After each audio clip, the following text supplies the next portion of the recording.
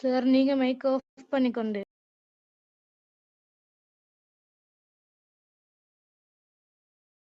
கொஞ்சம் நிற்று தென்னே. அரேபியாவுக்கும் இலங்கைக்கும் இடையிலான தொடர்பை பொறுத்தவரையில கிறிஸ்தவ சகாப்தத்துக்கு முன், அதே நேரம் இஸ்லாம் அரபு நாட்டில் அறிமுகமாவுக்கு முன்னர் இருந்தே இஸ்லாம் அந்த அரபிகள் இலங்கையோடு தொடர்பு வைத்திருக்கிறார்கள் என்பது எங்களுக்கு வரலாற்று ரீதியான ஆய்வுகள் ஊடாக தெரியக்கூடியதாக இருக்கிறது. கிறிஸ்துவுக்கு முன் இலங்கை ஆட்சி செய்த மன்னர்கள் அனுராதபுர பகுதிகளில் யவனர்களுக்கு என்று ஒரு குடியிருப்பு பகுதியை ஒதுக்கி இருந்ததாகவும், யவனர்களுடைய குடியிருப்பு பகுதி மிகவும் வித்தியாசமானதாகவும் அழகானதாகவும் இருந்ததாகவும் மகாவம்சம் குறிப்பிடுவதை இலங்கை வரலாற்றாசிரியர்கள் கூட தெளிவுபடுத்துகிறார்கள். இலங்கை வரலாற்றாசிரியர்களுடைய நியாயமான வரலாற்றாசிரியர்களுடைய கருத்துப்படி யவனர்கள் என்பது அரபிகள் என்ற தகவலை அவர்கள் தருகிறார்கள். இது ஏறத்தாழ 2000 வருடங்களுக்கு முற்பட்ட காலம். அவ்வளவு காலம் அரபுகளுக்கும் இலங்கைக்கும் இடையில் நெருக்கமான ஒரு உறவு இருந்திருக்கிறது என்பது நாங்கள் புரிந்து கொள்கிறோம்.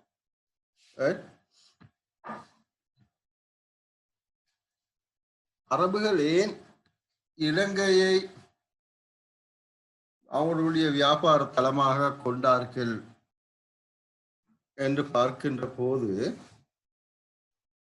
அரபுகள் ஏன் இலங்கையை அவர்களுடைய வியாபாரத்துக்கான ஒரு தளமாக தெரிவு செய்திருக்கிறார்கள் என்பதை நாங்கள் பார்த்தால், இலங்கையை பொறுத்தவரையில் இலங்கை அக்கால கிழக்கையும் மேற்கையும் இணைக்கின்ற வணிக பாதையின் மத்தியில் அமைந்திருக்கின்ற ஒரு இடமாக இருக்கிறது. அதே நேரம் போக்குவரத்துக்கு இலங்கை ஒரு தங்குதளமாக அமைந்திருந்தமை. இலங்கையின் துறைமுகங்களும் துறைமுகங்களை அண்டிய நகரங்களில் காணப்பட்ட வியாபார பொருட்களும், அரபுகள் பெரும்பாலும் அரபு நாடுகளிலிருந்து பொருட்களை கொண்டு வந்து இலங்கையில் வியாபாரம் செய்கின்ற அதே வேளை இலங்கையில் இருந்த வாசனை திரவியங்கள், கருவா, ஏலம் போன்ற பொருட்களையும் வெளிநாடுகள் அறிமுகப்படுத்தினார்கள். எனவே அத்தகைய பொருட்கள் இங்கே கிடைத்ததும் அவர்களுக்கு ஒரு வாய்ப்பாக அமைந்தது. அதே போல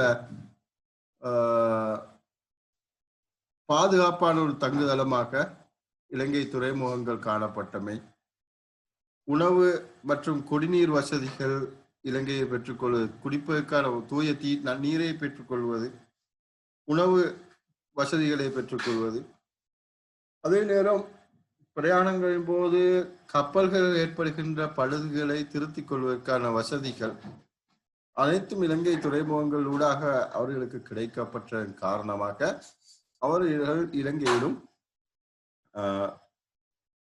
ஒரு தளத்தை அமைத்து கொண்டு வியாபார நடவடிக்கைகள் ஈடுபட்டதை நாங்கள் பார்க்கிறோம்.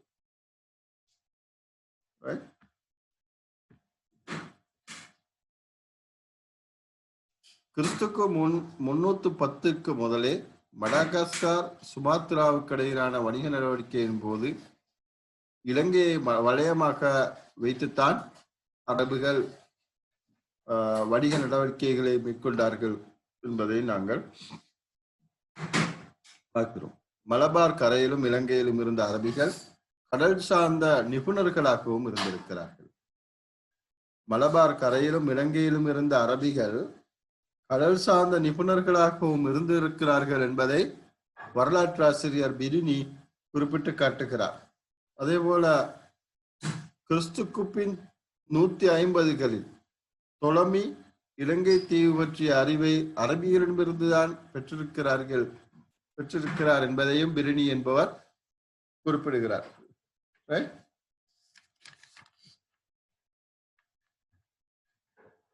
அதே போல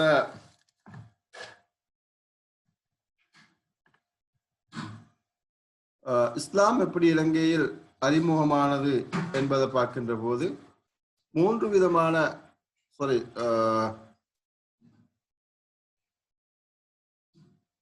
நாலு விதமான கருத்துக்கள் முன்வைக்கப்படுகின்றன. ஒன்று ரசூலுல்லாஹி ஸல்லல்லாஹு அலைஹி வஸல்லம் அவர்கள் அவர்களுடைய மதீனா கால பகுதியில் ஹிஜ்ரத்துக்கு பின்னர் பல நாடுகளுக்கும் தூதர்களை அனுப்பி ரசூலுல்லாஹ்வுடைய தூதை எத்தி வைத்திருக்கிறார்கள்.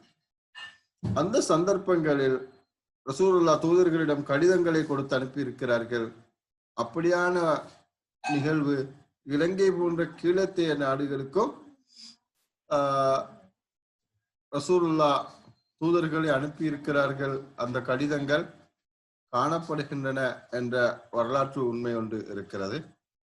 அதே நேரம் கிறிஸ்துக்கு பின் 628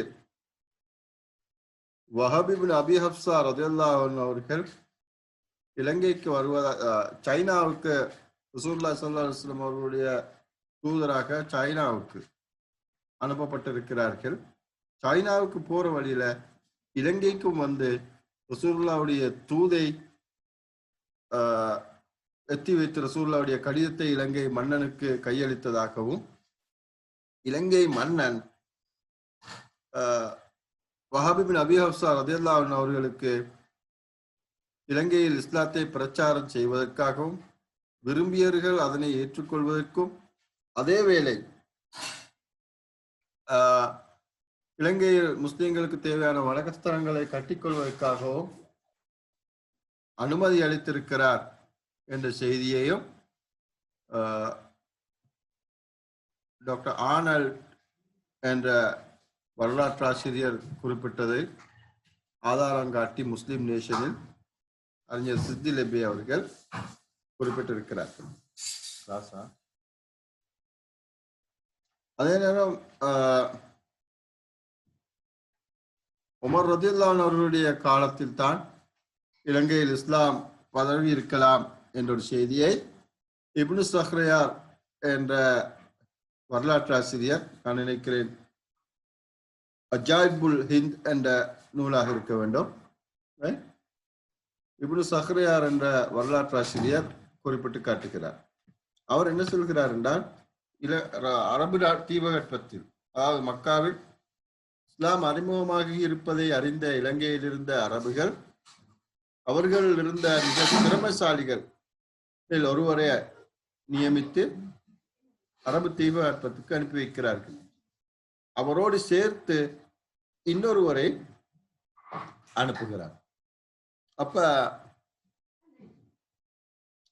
இங்கிருந்து சென்றவர்கள் அங்கு மதீனாவுக்கு சென்று சேருகின்ற நேரம் ரசூலுல்லாஹி ஸல்லல்லாஹு அலைஹி வஸல்லம் அவர்கள் மரணித்து, இரண்டாவது மௌலானா கலீஃபா அபூபக்கர் ரலியல்லாஹு அன்ஹு அவர்களும் மரணித்து, உமர் ரலியல்லாஹு அன்ஹு அவர்கள் தான் உயிரோடு இருந்தார்கள்.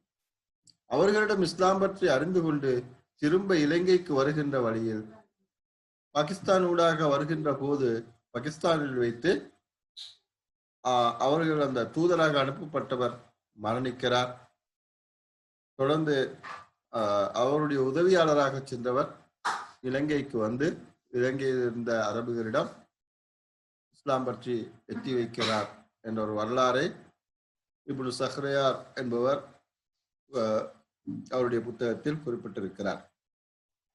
இன்னொரு கருத்து இருக்கிறது. த சிலோன் என்ற புத்தகத்தின் ஆசிரியர் எமர்சன் டெனன்ட் என்ற வரலாற்று ஆசிரியர் குறிப்பிடுகிறார், இலங்கையில் ஹிஜ்ரி 8ஆம் ஆண்டுதான் இஸ்லாம்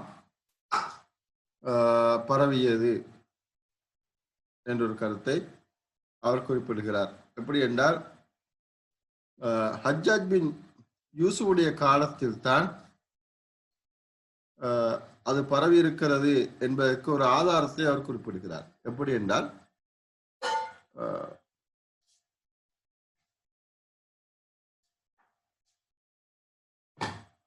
அதாவது ஹஜ்ஜாஜ் பின் யூசுஃபுடைய ஆட்சி காலத்தில் அவருடைய கொடுங்கோல் ஆட்சியின் காரணமாக அவருடைய துன்பங்களை தாங்கிக் கொள்ள முடியாத முஸ்லிம்கள்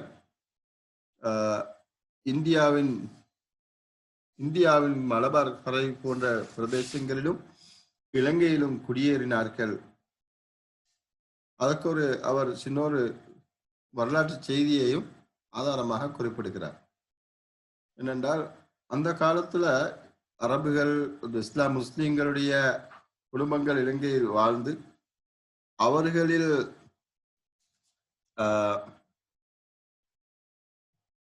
இறந்துவிட்டு மனைவிமார்கள்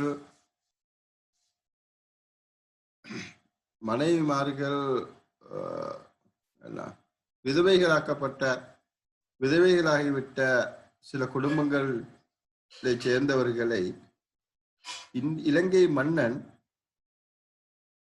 பக்தாதுக்கு பாதுகாப்பாக அனுப்புவதற்காக பாதுகாப்போடு, இலங்கையின் இராணுவ பாதுகாப்போடு பக்தாதுக்கு அனுப்பி வைக்கிறார்.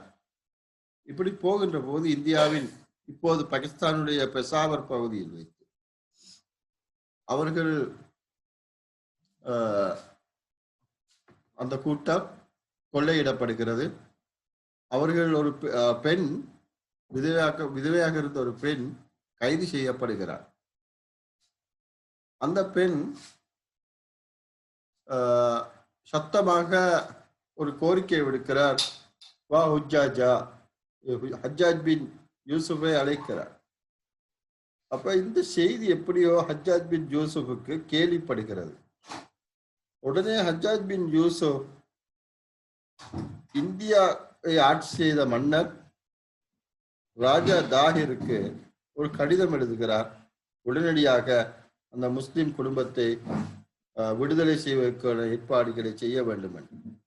ஆனால் ஹஜ்ஜாஜ் பின் யூசுஃபுடைய இந்த கோரிக்கையை இந்திய மன்னன் உதாசீனப்படுத்திய காரணமாக ஹஜ்ஜாஜ் பின் யூசுப் என்ன செய்கிறார், முஹம்மத் பின் காசிம் என்ற இளைஞருடைய தலைமையில், அப்போது அவருக்கு 18 வயசுகள் தான், முஹம்மத் பின் காசிமுடைய தலைமையில் ஒரு பெரிய ஒரு படையை இந்தியாவுக்கு அனுப்பி இந்தியாவை கட்டுப்பாட்டுக்கு கொண்டு வந்து முஸ்லிம் குடும்பத்தையும் விடுவிக்கிறார்கள். எனவே இந்தியா கைப்பற்றப்படுவதற்கும் இந்த நிகழ்வு தான் காரணமாக இருந்தது. அதே நேரம் இந்த காலப்பகுதியில் தான் இஸ்லாம் பரவி இருக்க வேண்டும் என்று சர் எமர்சன் டெனன்ட் என்பவர் குறிப்பிடுகிறார். இலங்கையில ஆரம்ப காலங்களிலேயே இஸ்லாம் பரவி இருந்தது என்பதற்கும், அதே நேரம் இலங்கையில் இருந்த முஸ்லிம்களை இஸ்லாமிய அரசு அவ்வளவு தூரத்திலிருந்து கவனம் எடுத்திருக்கிறது என்பதற்கும் வரலாற்று ஆதாரங்கள் இருப்பதை நாங்கள் பார்க்கிறோம். ஹிஜ்ரி 317 பதிக்கப்பட்ட ஹாலித் பின் பகாயா என்ற ஒருவருடைய கல்லறை நடுகள் கிறிஸ்துக்கோப்பின் 1787 கொழும்பில் கண்டெடுக்கப்படுகிறது. இது என்ன என்றால்,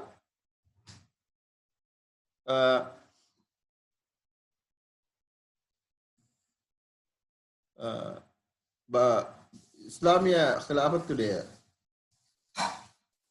அப்பாசிய ஆட்சி காலத்தில் இலங்கையில் இருந்த முஸ்லிம்கள் அப்பாசிய ஆட்சியாளர் ஹலீஃபா ஹாரூன் ரஷீதுக்கு ஒரு செய்தி அனுப்புகிறார்கள்.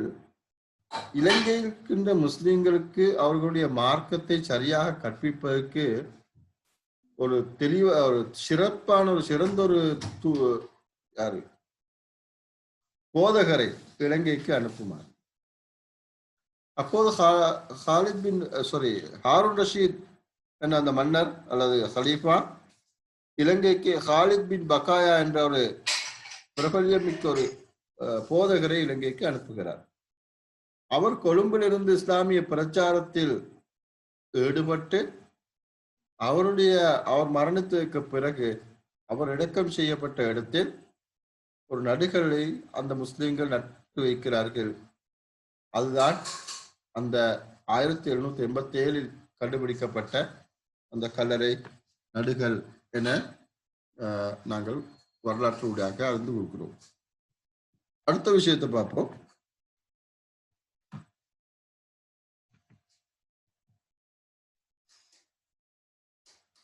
இலங்கையில் இருந்த அராபிய முஸ்லிம்கள் வெறுமனே வந்து இலங்கையை சூறையாடி கொண்டு சென்ற மனிதர்களாக அவர்கள் காணப்படவில்லை. இலங்கை மன்னர்களோடும் இலங்கை மக்களோடும் அவர்கள் சிறந்த முறையில் நடந்திருக்கிறார்கள். அவர்கள் இலங்கைக்கு எந்த சந்தர்ப்பத்திலும் துரோகம் செய்யவில்லை என்பதையும் அவர்களுடைய வரலாறு எங்களுக்கு எடுத்துக்காட்டுவதை நாங்கள் பார்க்கிறோம். இலங்கை மக்களால் அரபு முஸ்லிம்கள் மிகவும் கௌரவிக்கப்பட்டார்கள். ஏனென்றால் அவர்கள் நேர்மையான வர்த்தகர்களாக இருந்திருக்கிறார்கள். வெறுமனே இலங்கையிலிருந்து அவர்கள் சம்பாதித்துக் கொண்டு போனது மட்டுமல்ல, இலங்கைக்கு அவர்கள் பல வழிகளிலும் உதவிகளையும் செய்திருக்கிறார்கள். எனவே இலங்கை கரையோர பகுதிகளில் அவர்களுக்கு குடியிருப்புகளையும் அவர்களுடைய பொருட்களை வைத்துக் கொள்வதற்கான பண்டக சாலைகளையும் அமைத்துக் கொள்வதற்கான அனுமதியையும் இலங்கை மன்னர்கள் அவர்களுக்கு வழங்கி இருக்கிறார்கள்.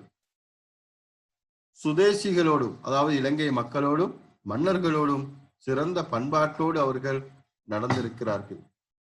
அதே போல இலங்கை மக்களுக்கு மருத்துவ மற்றும் போக்குவரத்து சேவைகளையும் அவர்கள் வழங்கி இருக்கிறார்கள். இலங்கைக்கு வந்த அரபு முஸ்லிம்கள் சிறந்த மருத்துவர்களாகவும் அவர்கள் அதிகமானவர்கள் காணப்பட்டிருக்கிறார்கள் என்பதும் வரலாற்று உண்மை. எங்களுக்கு தெரியும், பிற்காலத்துல இலங்கையினுடைய கவர்னர் ஜெனரலாக இருந்த ஒருவர் பிரித்தானிய அரசுக்கு எழுதுகின்ற கடிதத்தில் சொல்கிறார், இலங்கையில் துருக்கியில் இருந்து வந்த துருக்கி ஹலீஃபாவுடைய குடும்பத்தைச் சேர்ந்த ஒருவரைத்தான் நான் இலங்கையின் பிரதான மருத்துவ அத்தியட்சகராக நியமித்திருக்கிறேன். இலங்கையில் இருக்கின்ற அனைத்து மூலிகைகள் தொடர்பாகவும் அவர் ஒரு ஆய்வை மேற்கொண்டு அது தொடர்பான ஆவணத்தை அவர் என்னிடம் சமர்ப்பித்திருக்கிறார். அவருடைய வரலாறு 800 வருட, அவருடைய பரம்பரை 800 வருட மருத்துவ பரம்பரையை கொண்டது என்று அந்த இலங்கையினுடைய தேசாதிபதியாக இருந்த ஒருவர் ஐரோப்பிய மன்னருக்கு கடிதம் எழுதுகிறார். அப்படியான திறமைசாலிகளாக இருந்ததன் காரணமாக அவர்கள் இலங்கை மக்களுக்கு மருத்துவ வசதிகளை வழங்கி இருக்கிறார்கள். அதே போல ஏற்று இறக்குமதி வர்த்தகத்தில் ஈடுபட்டிருக்கிறார்கள். வெளிநாடுகளிலிருந்து இலங்கைக்கு பொருட்களை கொண்டு வருவதும் இலங்கையிலிருந்து இலங்கையினுடைய பொருட்களை வெளிநாடுகள் அறிமுகப்படுத்துகின்ற வேலையை அவர்கள் செய்திருக்கிறார்கள். அதே நேரம் ஆங்கிலேயர்,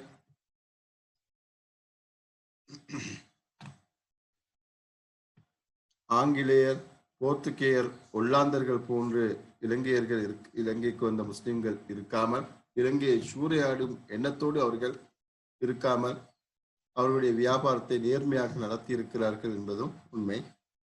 எனவே நன்றியோடு தனியான குடியிருப்பு பிரதேசங்கள் முஸ்லிம்களுக்கு வழங்கப்பட்டிருக்கின்றன என்பதை நாங்கள் பார்க்கிறோம். ஏனென்றால் இலங்கைக்கு இப்னு பத்தூத்தா வந்தபோது இப்னு பத்தூத்தா ஷேக் ஷீராசி என்ற ஒரு மத போதகரை சந்தித்து இருக்கிறார். அவர் இலங்கை முஸ்லிம்களுக்கு சிவனொளி பாதமலைக்கு செல்வதற்கான வழியை காட்டிக் கொண்டிருந்தார் என்பதை ஷேக் ஷீராசி பற்றி இப்னு பத்தூத்தா குறிப்பிடுகிறார். அதே போல சிங்கள மன்னர்களின் மந்திரிகளாகவும் தூதர்களாகவும் கூட அக்கால முஸ்லிம்கள் இருந்திருக்கிறார்கள். முஸ்லிம்களை பொறுத்தவரையில் ஆரம்பத்தில் கொழும்பு, பேருவளை, காலி, மாத்தறை போன்ற கரையோர பகுதிகளில் குடியேறினாலும் பிற்காலங்களில் குருநாகல், கம்பள, மத்திய மலைநாட்டு பகுதிகளிலும் அவர்கள் குடியேறி வாழ்ந்திருக்கிறார்கள் என்பதை நாங்கள் பார்க்கிறோம். இப்ப நான் பார்ப்போம் இவர்களுடைய தேசிய பங்களிப்புகள் என்ன, இலங்கை முஸ்லிம்கள் இந்த தேசத்துக்கு ஆற்றிய பணிகள் என்ன என்பதை பார்க்கலாம். ஒன்று, அவர்களுடைய வியாபார நடவடிக்கைகள் நூடாக இலங்கைக்கு பண்டங்களை கொண்டு வந்தது போல இலங்கையில் இருந்த பொருட்களை வெளிநாடுகளில் அறிமுகப்படுத்தி இருக்கிறார்கள். நான் கொஞ்சம் சுருக்கமா சொல்றேன். 2, நெசவு தொழிலை இலங்கைக்கு அறிமுகப்படுத்திய நெசவு தொழிலாளர்களை அரபு நாடுகளிலிருந்து வரவழைத்து அவர்கள் ஊடாக இலங்கைக்கு நெசவு தொழிலை அறிமுகப்படுத்தி இருக்கிறார்கள். 3, தவளமா என்ற போக்குவரத்து முறையையும் அறிமுகப்படுத்தி இருக்கிறார்கள். தவளமா என்ற போக்குவரத்து முறையை அறிமுகப்படுத்தியவர்கள் இலங்கைக்கு அரபிகள் என்பது முக்கியமான விஷயம். அதே போல மகா பராக்கிரம மன்னன் என்ற அந்த மன்னனுடைய ஆட்சி காலத்தில் அவருடைய அரசவையில் அமைச்சர்களாக 4 முஸ்லிம்கள் இருந்தார்கள் என்பதை இத்ரிசி கூறியிருப்பதை பேராசிரியர் பரணவிதாரண அவர்கள் உறுதிப்படுத்துகிறார்கள். ஷேக் இத்ரிசி என்ற வரலாற்றாசிரியர் குறிப்பிட்ட செய்தியை ப்ரொஃபசர் பரணவிதாரண என்பவர் இலங்கை வரலாற்றாசிரியர் உறுதிப்படுத்தி இருக்கிறார். எகிப்தினூடாக வர்த்தக மேம்பாட்டை வலுப்படுத்த இலங்கைக்கான தூதுவராக எகிப்துக்கு சென்றவர்கள் முஸ்லிம்கள். அதே போல சுதந்திர போராட்டம் தொடர்பாக சுதந்திர போராட்டத்திலும் அவர்கள் பங்கேற்றிருக்கிறார்கள். வெறுமனே கிடைத்த சுதந்திரத்தை பெற்றுக்கொண்டு வாழ்ந்தவர்கள் அல்ல முஸ்லிம்கள், அவர்களும் போராடி இருக்கிறார்கள். பிற்காலங்கள்ல டிபி ஜாயா போன்றவர்கள் இதில் மிக முக்கியமானவர்கள். ஆங்கிலேயர்கள் முஸ்லிம்களுக்கும் பெரும்பான்மை இனத்துக்கும் சிறுபான்மை இனத்துக்கும் இடையில் விரிசலை ஏற்படுத்தி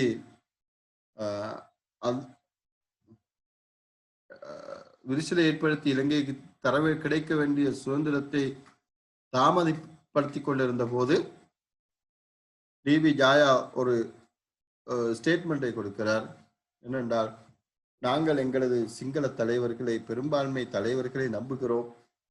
நாங்கள் வரலாற்று ரீதியாக அவர்களோடு மிக நெருக்கமான உறவு கொண்டிருக்கிறோம். எனவே எங்களுக்கு நம்பிக்கை இருக்கிறது, எங்களுடைய சிங்கள தலைவர்கள் எங்களை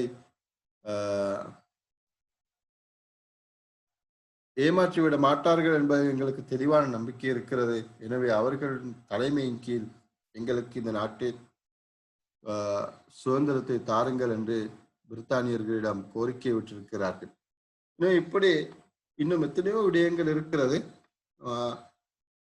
நீங்க ஏலவல்ல வந்தா இன்ஷா அல்லாஹ் அதெல்லாம் படிக்கலாம். இவ்வளவுதான் இந்த பாடம் இப்பைக்கு. நான் இதோட இதை முடிக்கிறேன். என்றால் இதுல பின்னால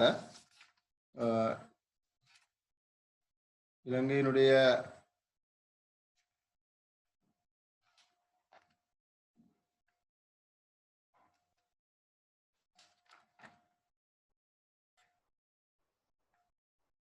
முஸ்லிம் முன்னோடிகள் என்ற 1, 2 தலைப்புகள் இருக்கிறது. அவங்களுக்கு அதையும் பார்க்கலாம். ஓகே, இன்ஷா அல்லாஹ் அடுத்த கிளாஸ் நான் நெக்ஸ்ட் சாட்டர்டே சண்டே செய்கிறேன். இதோடு நான் முடிச்சேன். சுப்ஹானக்கல்லாஹும்ம வபிஹம்திக அஷ்ஹது அன் லா இலாஹா இல்லா அன்த அஸ்தக்ஃபிருக வ அத்தூபு இலைக். வல் அஸ்ர் இன்னல் இன்சான லஃபீ ஹுஸ்ர் இல்லா அல்லதீன ஆமனூ வ அமிலுஸ் ஸாலிஹாத் வ தவாஸவ் பில் ஹக் வ தவாஸவ் பிஸ் ஸப்ர். அஸ்ஸலாமு அலைக்கும். وعليكم السلام ورحمة الله. وعليكم السلام سر. وعليكم السلام ورحمة الله وبركاته. وعليكم السلام ورحمة ورحمة الله وبركاته. وعليكم السلام ورحمة الله وبركاته.